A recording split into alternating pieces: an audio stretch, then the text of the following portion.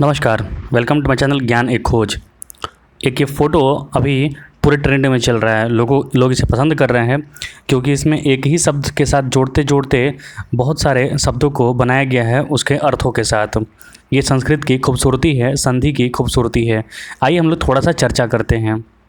अहि अहि मतलब सर्प। इसमें जो पहला शब्द है वो अहि से ही सर्प से प्रारंभ हुआ है और अंतिम गंगा से हुआ है।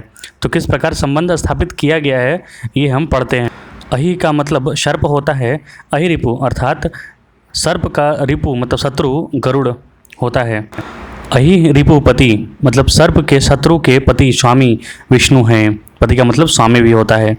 अहि रिपुपति कांता सर्प के शत्रु के स्वामी के पत्नी अर्थात लक्ष्मी। अहि रिपुपति कांतात।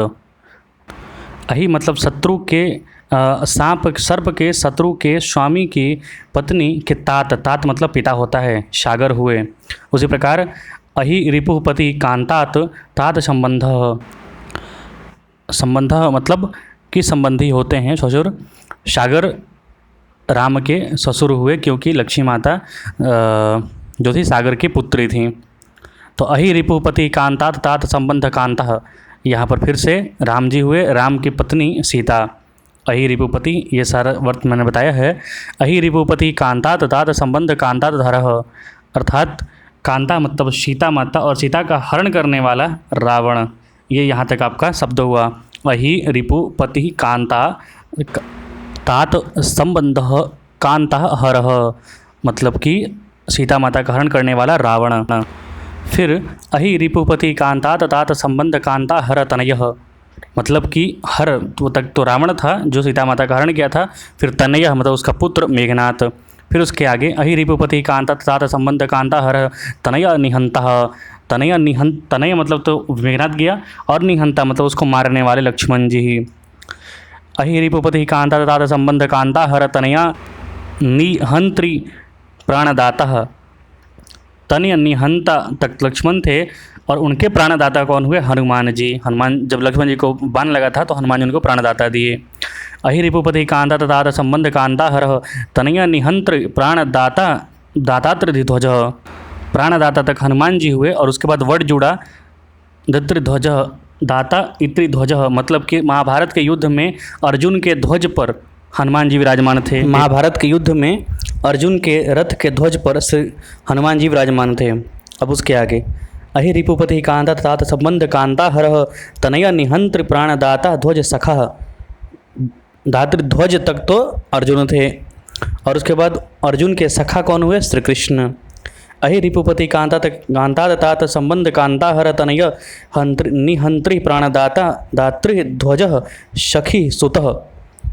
अब सखी जो थे सखा तक श्री कृष्ण, उसके बाद वर्ड जुटा सुत मतलब पुत्र मतलब श्री कृष्ण के पुत्र प्रद्युम्न। अहि रिपुपति कांतात तात संबंध कांता हर तनय निहंत्री प्राणदाता ध्वज सखी सुत अर्थात प्रद्युम्न के भी पुत्र कौन हुए? तो अनिरुद्ध। आगे अहि रिपुपति कांतात तात संबंध कांता हर तनय निहंत्री प्राणदाता ध्वज सखी सुत कांता अर्थात अनिरुद्ध की जो पत्नी थी उसका नाम कांता मतलब पत्नी होता है, उषा। अहि रिपुपति कांतात तात संबंध कांता हर तनय निहंत्री प्राणदाता ध्वज सखी सुत कांता तात अर्थात उषा के पिता का नाम बाणासुर था। बाणासुर जानते हैं ना? बाणासुर वही जो नर्मदा में जो नर्मदेश्वर शिवलिंग मिलता है उसी का नाम बाणासुर था। वो शिव का भक्त था, वही अगले में है। अहि रिपुपति कांतात तात संबंध कांता हर तनय निहंत्री प्राणदाता ध्वज सखी सुत कांता तात संपूजयः मतलब कि बाणासुर जिसको पूजते थे उनका नाम शिव था। ये शिव के अनन्य भक्त थे, इसलिए इनको आशीर्वाद मिला हुआ था कि बाणासुर जो बाण शिवलिंग बन के नर्मदे नदी में मिलेंगे और एकमात्र यही शिवलिंग है जिसका पानी सबको जिसे चढ़ाया हुआ सब कुछ कोई भी खा सकता है। शिव जी तक हो गया। अब आगे बढ़ते हैं। अहि रिपुपति कांतात तात संबंध कांता हर तनय निहंत्र प्राणदाता ध्वज सखी सुत कांता तात संपूज्य कांता। संपूज्य मतलब कि बाणासुर तब तक था और बाणासुर के जो जिसको पूजता था उनके नाम शिव जी। अब शिव जी की कांता, शिव जी की पत्नी पार्वती। उसके बाद आगे, अहि रिपुपति कांता तात संबंध कांता हर तनयी हंत्र निहंत्रि प्राण दातत्र ध्वज सखी सुत सुत कांता तात संपूज यह कांता पिता। मतलब पार्वती कांता तक तो पार्वती माता आई थी जो शिव जी की पत्नी थी। अब उसके बाद पार्वती माता के पिता का नाम हिमालय था, जो कि हिमालय राज के भी नाम से जाने जाते हैं। अब अंतिम में पहुँचते हैं। अहि रिपुपति कांता तात संबंध कांता हर तनयन निहंद्र प्राणदाता त्रिध्वज सखी सुत सुत कांता तात संपूज्य कांता पितृषि रो हवा रो व हा। तो कांता तक तो हिमालय आए। कांता पितृषि मतलब कि पार्वती माता के पिता जी थे, उनका नाम हिमालय आया। और उसके बाद जो लास्ट वर्ड जुड़ा रो व हा, मतलब कि उनसे निकल कर बहने वाली जो है उनका नाम गंगा है।